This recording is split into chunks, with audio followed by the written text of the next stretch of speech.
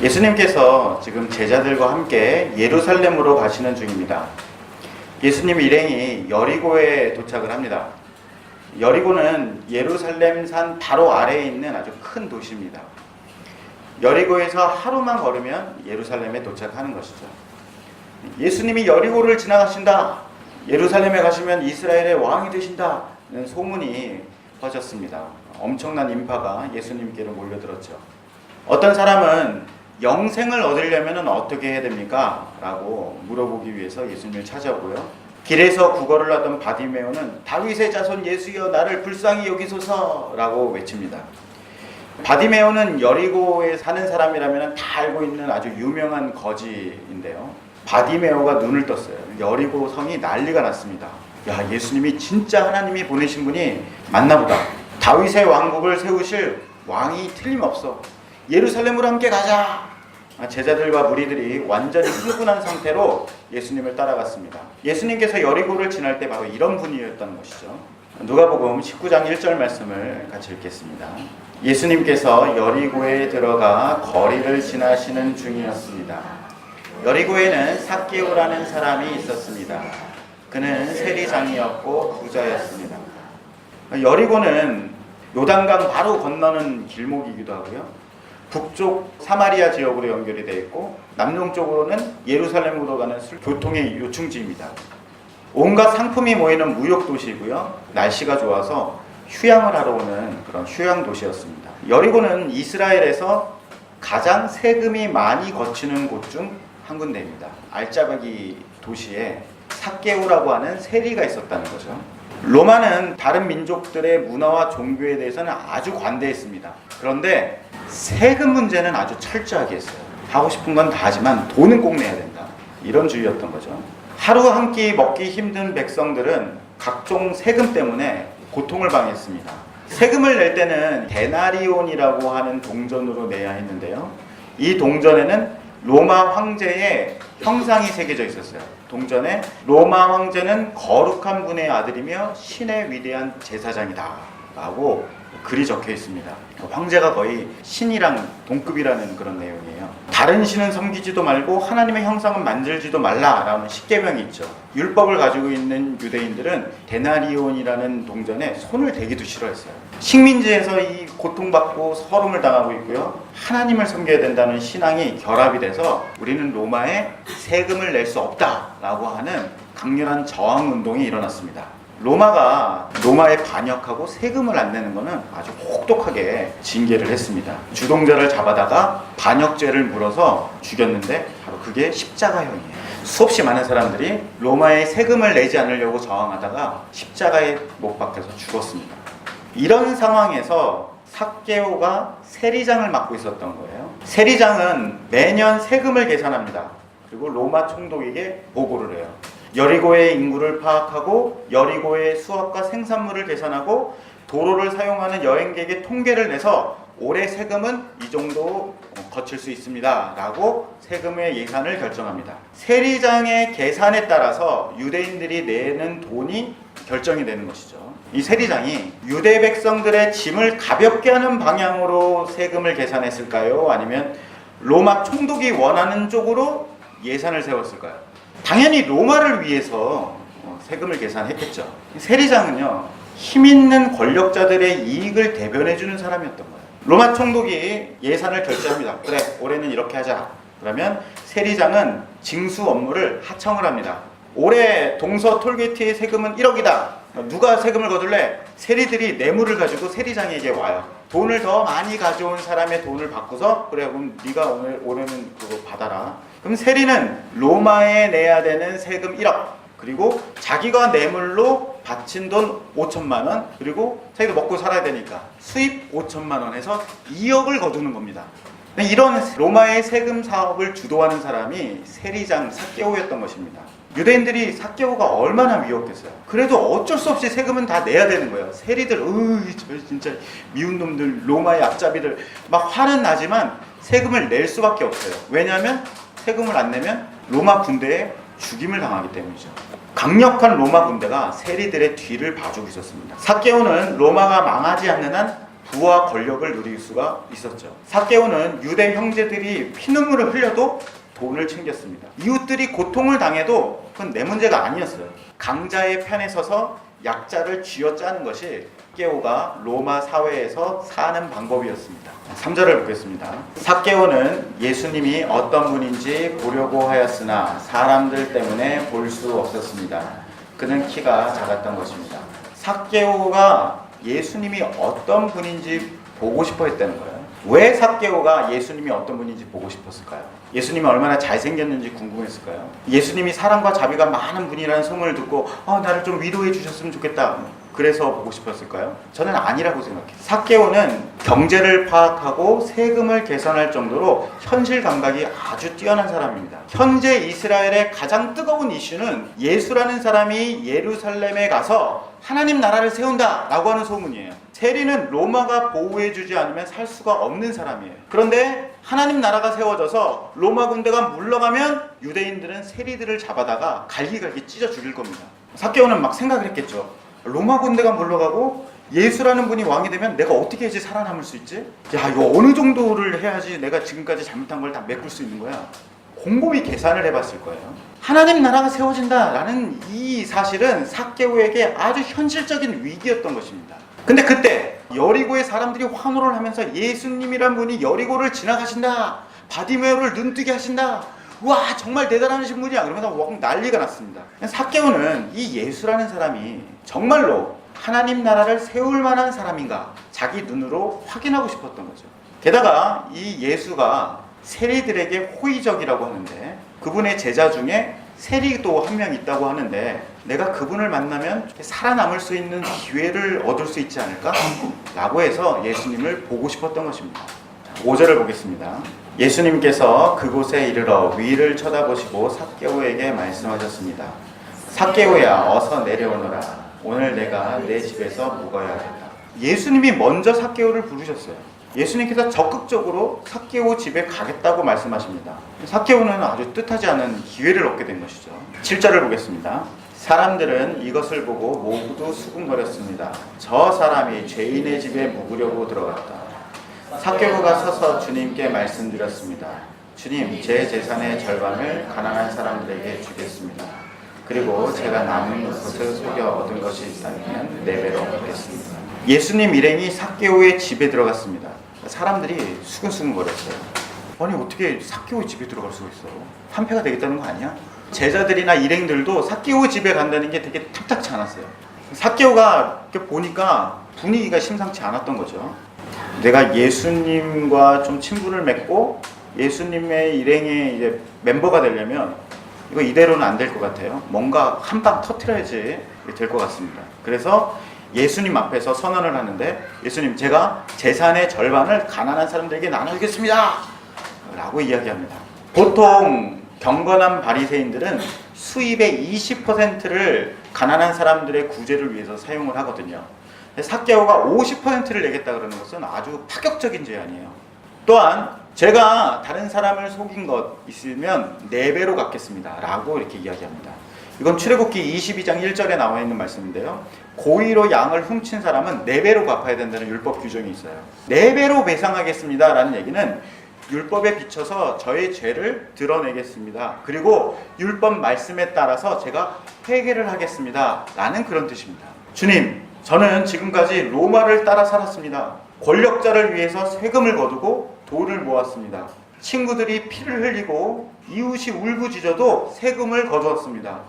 강한 자의 편에서 약한 사람들을 짓눌렀습니다. 이렇게 로마의 법칙에 따라서 살아왔는데 이제는 예수님께서 세우시는 하나님 나라에서 살고 싶습니다. 제가 이렇게 새롭게 살겠다는 뜻으로 지금까지 모은 재산들을 포기하겠습니다. 이웃들이 피눈물 흘리면서 내놓은 돈이니까요, 이제는 이웃들에게 돌려주겠습니다. 가난한 사람들을 돌아보고 제가 할 수 있는 한 도와주겠습니다. 제가 피해를 끼친 이웃들에게 사죄를 하겠습니다. 율법에 따라서 회개하고 말씀대로 살겠습니다. 하나님 나라의 법칙에 따라서 살겠습니다. 삭개오의 선언은 단순히 돈을 기부하겠다는 뜻이 아닙니다. 이제부터는 이웃을 사랑하고 하나님의 말씀을 지키겠다. 옛 인생을 청산하고 새로운 삶을 살겠다라고 구체적인 약속을 한 것입니다. 자, 9절을 볼까요? 예수님께서 삭개오에게 말씀하셨습니다. 오늘 이 집에 구원이 찾아왔다. 이 사람도 아브라함의 자손이다. 인자는 잃어버린 사람을 찾아 구원하러 왔다. 예수님께서 처음부터 일관되게 하신 말씀이에요. 누가복음 5장 32절인데요. 나는 의인을 부르러 온 것이 아니라 죄인을 불러 회개시키러 왔다. 똑같은 말씀이죠. 예수님은 잃어버린 사람을 찾으시고 죄인을 불러서 회개를 시켜 죄인들에게 구원을 주시는 분이라고 설명을 하십니다. 11절을 볼까요? 사람들이 예수님의 말씀을 듣고 있을 때에 예수님께서 비유를 들어 말씀해 주셨습니다. 이 비유를 드신 것은 예수님께서 예루살렘에 가까이 오셨으므로 사람들이 곧 하나님 나라가 나타날 것으로 생각하였기 때문입니다. 11절을 보면 예수님의 말씀을 들었다고 하는데 이 말씀은 무엇입니까? 죄인을 불러 회개시켜서 구원을 주겠다 라고 하는 그 말씀이거든요. 그 말씀을 누가 들었냐면 예수님의 일행과 삭개오가 듣고 있었어요. 이 사람들은 예수님의 엄청난 능력, 뛰어난 말씀, 사람들을 사로잡는 카리스마와 인기, 이것을 보고서 하나님께서 보내신 왕이 틀림없다 라고 확신하고 지금까지 따라왔어요. 이 사람들한테 문화 비유를 말씀하신다는 겁니다. 자, 12절을 볼까요? 예수님께서 말씀하셨습니다. 어떤 귀족이 왕위를 받아오려고 먼 나라로 가게 되었다. 그는 10명의 종을 불러 한 문화씩 10문화의 돈을 나누어 주면서 말했다. 내가 돌아올 때까지 장사를 하여라. 그러나 그들은 그를 미워하여 밀사를 뒤따라 보내어 왕위를 줄 사람에게 말을 전하였다. 우리는 이 사람이 우리의 왕이 되는 것을 원하지 않습니다. 이 이야기는요, 모든 유대인들이 다 알고 있는 이야기입니다. 불과 몇십 년 전에 유대 땅에 실제로 일어난 사건이에요. 헤롯 대왕이 죽으면서 자기 아들 아켈라오에게 나라를 물려줍니다. 아켈라오는 로마 황제의 허락을 받기 위해서 로마로 길을 떠납니다. 근데 이 아켈라오가 아버지 헤롯보다 성격이 더 안 좋았나 봐요. 아주 포악한 그런 사람이었어요. 그러니까 유대인들은 이 아켈라오가 왕이 되면 안 된다고 생각을 했어요. 우리는 이 사람이 왕이 되는 것을 반대합니다. 사절단을 황제에게 보냅니다. 근데 황제는 아켈라오가 헤롯을 이어서 계속 왕이 될 수 있도록 허락을 해줘요. 아켈라오가 왕권을 바꾸서 유대 땅에 돌아오죠. 그리고서 아주 무자비하게 나라를 다스립니다. 약 10년 동안 나라를 다스렸는데요. 10년 뒤에 아켈레오가 다시 왕위를 연장하기 위해서 로마에 가게 되는데, 이번에도 유대인들이 이 아켈레오가 얼마나 폭군인지 고발하는 내용을 가지고서 로마로 다시 갑니다. 이번에는 황제가 아켈라오를 파면시켜요. 그리고 외딴 곳으로 유배를 보냅니다. 아켈라오는 유대 땅으로 다시 돌아오지 못합니다. 그 이후에 이 유대 땅에 빌라도라고 하는 총독이 오게 되는 거예요. 오늘 이 비유에서는 주인이 있는데요. 그 주인이 아켈라오처럼 왕권을 인정받기 위해서 먼 나라, 그러니까 로마로 떠나가게 되는 내용이에요. 주인이 떠나가기 전에 종들에게 한 문화씩 주면서 장사를 하라라고 말을 합니다. 이 장사를 하라라고 하는 명령은 새로운 사업을 벌려라 그런 뜻이 아니에요. 한 문화씩 줬다고 하는데요. 이 한 문화는 노동자가 100일 동안 일해서 받을 수 있는 임금 정도 되거든요. 한 700만 원에서 800만 원 정도 된다고 볼 수 있습니다. 새로운 사업을 하기에는 아주 턱없이 부족한 돈이죠. 지금 하고 있는 사업을 운영할 수 있는 운영비 정도 되는 돈이에요. 이거 이미 잘 되고 있는 사업이니까 큰 돈 들이지 않아도 내가 운영비를 내가 너한테 줄게. 성실히 관리를 잘해. 그러면 수익이 날 거야. 라고 일을 맡겼다는 거죠. 그러니까 주인이 종들에게 아주 어려운 임무를 준 것이 아니에요. 평소에 하던 일 계속 잘 하라는 얘기죠. 문제가 생겼는데요. 온 나라의 백성들이 이 주인을 반대한다는 거예요. 백성들이 주인을 엄청나게 미워합니다. 아, 저놈 정말 못된 놈이야. 저거 성질 더럽고 무자비한 놈이다. 그런데 왕까지 되면 얼마나 사람을 죽일지 몰라. 저놈이 왕이 되면 절대 안 돼. 야, 반대 서명을 받아. 그래서 황제한테 보내자. 장터와 회당에서 길거리에서 서명을 받았어요. 주인이 왕이 되면 안 된다라고 서명을 받았는데 일주일 만에 100만 명이 서명을 했습니다. 그걸 들고서 로마로 간 거예요. 거리에는 대습 반대 막 데모가 일어나고 만나는 사람들마다 주인을 욕하는 소리가 들려옵니다. 주인이 없는 사이에 나라가 아주 심상치 않게 돌아가고 있는 거죠. 분위기로 봐서는 왕위를 받지 못할 것 같아요. 근데 15절을 보겠습니다. 그러나 그 귀정은 왕위를 받아 가지고 돌아와서 돈을 맡겼던 종들을 불러 장사를 어떻게 했는지 알아보려고 하였다. 이 주인이 황제한테 뇌물을 바쳤는지 아니면 어떤 알랑방귀를 꼈는지 모르겠지만 떡하니 왕위를 받아가지고 왔습니다. 백성들은 싫습니다 그랬는데 황제의 생각은 좀 달랐나 봐요. 이 사람이 왕이 될 만하다고 생각했으니까 왕위를 줬겠죠. 자, 16절을 보겠습니다. 첫 번째 종이 와서 말했다. 주님님, 주인님의 한 문화로 10문화를 만들었습니다. 왕이 그에게 말했다. 잘하였다, 착한 종아. 내가 아주 적은 일에 충성을 하였으니 내게 10마을을 맡기겠다. 주인이 집에 돌아와서 종들과 결산을 합니다. 첫 번째 종, 두 번째 종, 세 번째 종, 많은 종들이 이익을 남겼습니다. 적은 일을 했다라고 얘기를 하죠. 종이 맡은 일이 그렇게 큰 일이 아니에요. 큰 능력이나 이런 게 필요했던 게 아니라는 거죠. 그런데 주인은 충실하게 일했기 때문에 그 종에게 큰 상을 줍니다. 20절을 보면요. 그런데 또 다른 종이 와서 이렇게 말하였다. 주인님, 주인님의 돈을 보십시오. 내가 이것을 수건에 쌓아두었습니다. 이 수건이라는 것은요, 햇빛을 막기 위해서 머리나 목에 두르는 천입니다. 중동 사람들 보면 긴 천으로 목이나 머리를 두르고 있잖아요. 이게 수건에 싸둔다는 것은요, 우리식으로 말하면 모자에 넣어두거나 점퍼, 조끼 같은 데다가 돈을 넣어두었다는 그런 뜻이에요. 우리가 편의점에다 잔돈 맞으면은 그냥 아무 데나 쑤셔 넣잖아요. 그러고 나서 일주일 뒤에 딱 보고 여기 돈이 있었네, 땡 잡았다, 이런 거예요. 한 문화가 얼마 큰 돈이 아니기 때문에 대충 싸서 놨다는 거죠. 자, 21절을 보겠습니다. 주인님은 엄하신 분이라 제가 주인님을 두려워하여 그렇게 했습니다. 주인님은 맡기지 않은 것을 가지고 심지도 않은 것을 거둬들입니다. 종은 주인이 엄한 분이다 라고 이야기를 합니다. 엄하다는 말은 잔혹하고 무자비하다 라고 하는 뜻입니다. 야, 돈 갚아. 돈 없어? 야, 그럼 너 눈알 빼고 콩팥 내놔. 막 이렇게 도려내는 조폭들처럼 아주 무지막지하게 잔인한 인간이라는 그런 뜻입니다. 그래서 주인이 맡긴 돈, 이거 잊어버리거나 이거 손해를 보면 내가 한 문화가 아니라 네 문화, 다섯 문화 이렇게 물어줘야 되는 거 아니야? 이거 안 되겠다. 그냥 한 문화만 가지고 있어야겠다. 이랬다는 거예요. 그런데 이 주인이 과연 종의 말처럼 잔인한 사람인가요? 너그럽거나 인자한 사람은 아닐지 모르겠지만 충실하게 일한 종에게 상을 주고 그에 합당한 대우를 하는 걸로 봐서는 이 주인은 아주 공정한 사람이에요. 그런데 왜 이 종은 주인이 엄하다고 생각을 했을까요? 잔인하고 무자비한 사람이다 라고 왜 이렇게 생각을 했나요? 이것은요, 주인을 미워하는 백성들의 평가입니다. 사람들은 이 주인에 대해서 욕을 하고 있어요. 그 주인은 왕이 될 자격이 없는 나쁜 놈이다, 성질 더러운 놈이야 라고 말하고 있습니다. 근데 진짜 이 사람이 그런지는 몰라요. 황제는 이 사람이 왕이 될 만한 사람이라고 판단을 했어요. 종은요, 주인과 오랫동안 함께 지냈는데 주인이 진짜 어떤 사람인지 몰랐던 것입니다. 주인을 미워하는 사람들의 말을 듣고 그것을 받아들인 거예요. 자, 22절을 보겠습니다. 그러자 주인이 그에게 말하였다. 이 악한 종아, 내가 한 말로 너를 판단하겠다.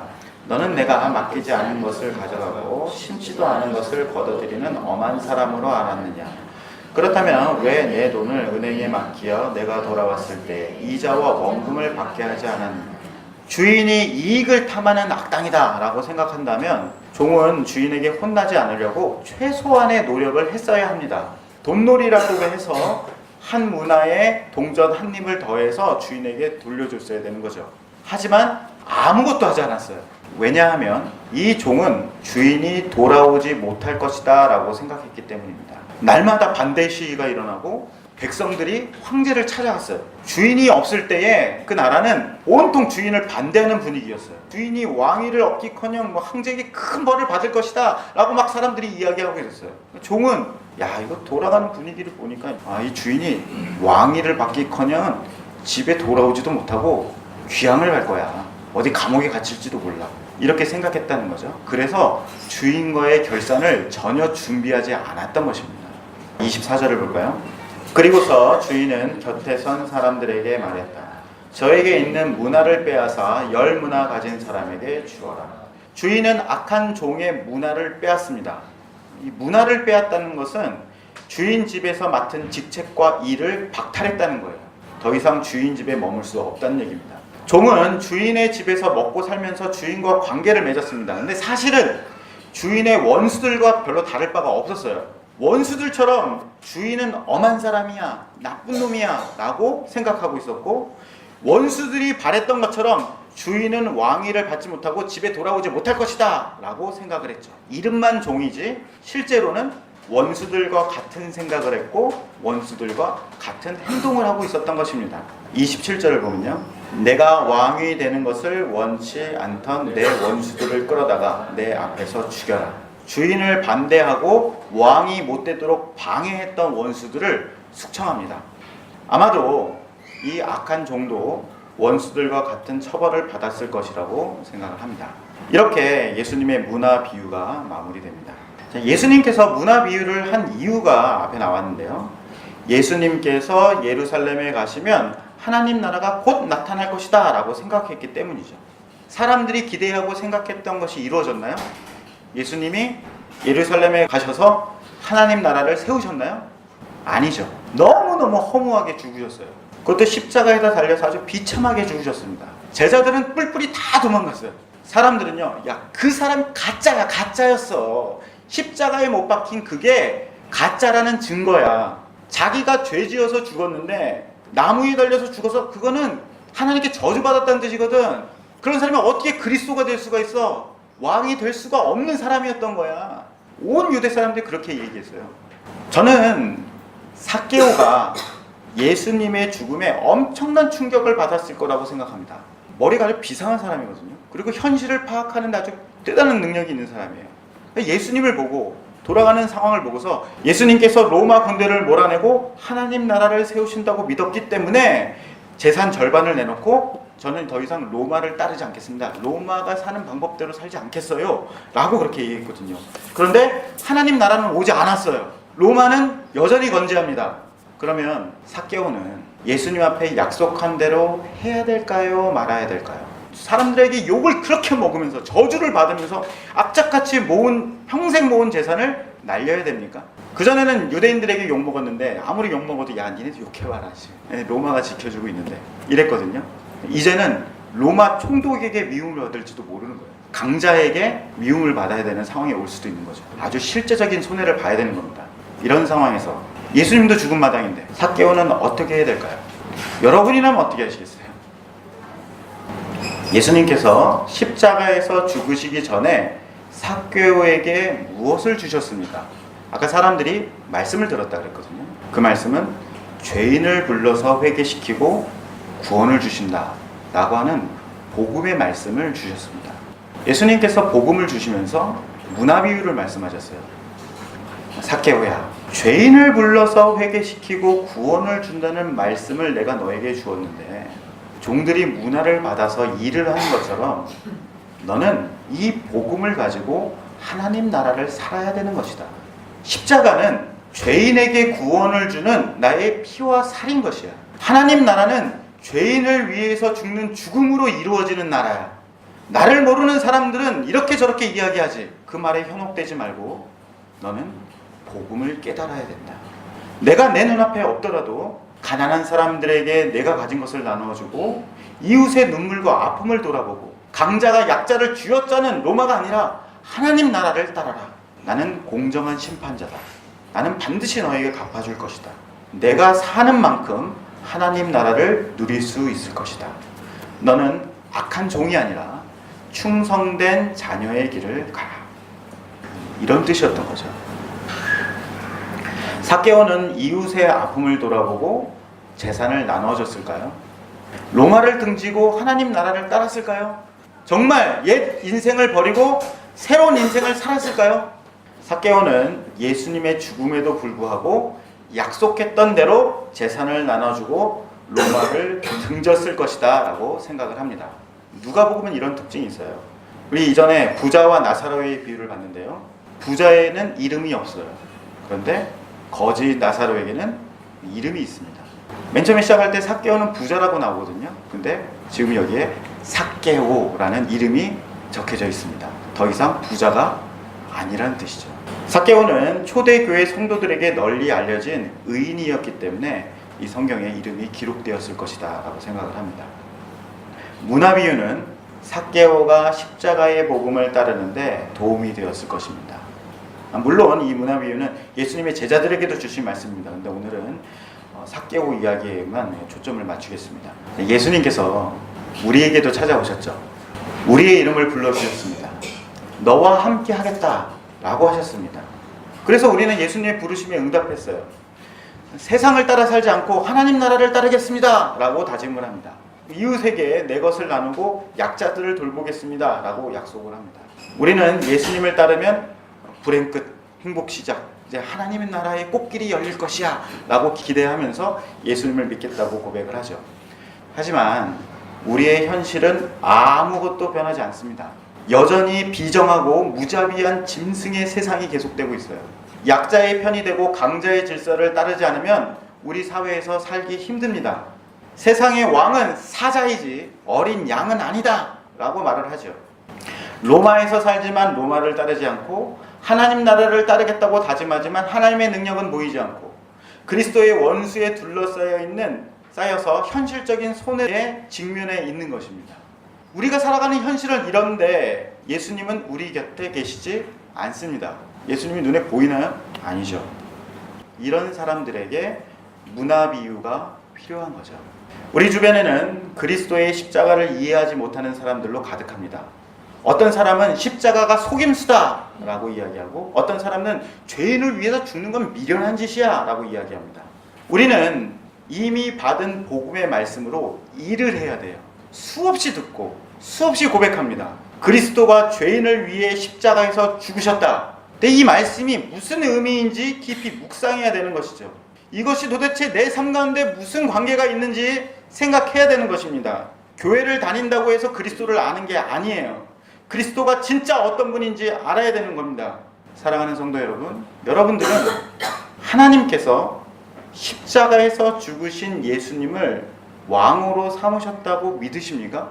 십자가에서 비참하게 죽은 그 예수가 하나님 나라의 왕이시며 이 세상을 다스리시는 통치자라는 것을 여러분은 믿으십니까? 그렇다면 여러분들은 문화를 받으신 거예요. 주님은 공정한 분이십니다. 우리가 세상 법칙으로 살면 복음도 잃어버리고 그리스도의 원수와 별로 다르지 않다라는 것을 증명하는 거예요.